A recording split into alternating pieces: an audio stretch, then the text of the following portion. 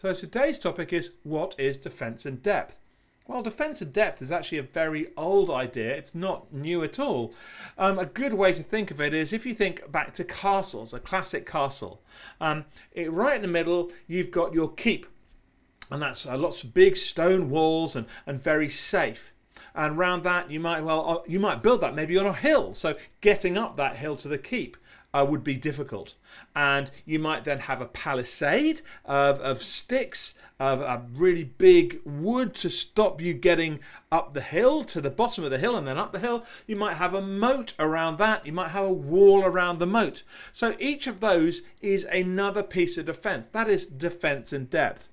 And you can use exactly the same sort of defences when you're talking about cybersecurity or security to do with computers at all, because some of the techniques you might use might not be virtual, they might be physical types of defence.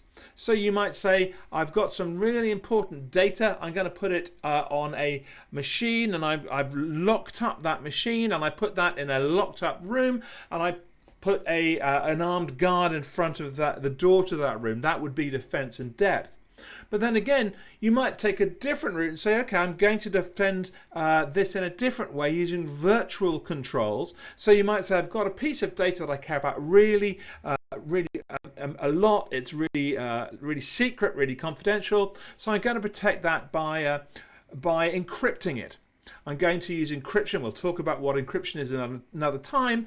Encrypt it, and then put a password on it, and then maybe put that in on an encrypted file system, and then I can then use other defenses on top of that to provide even more defense in depth.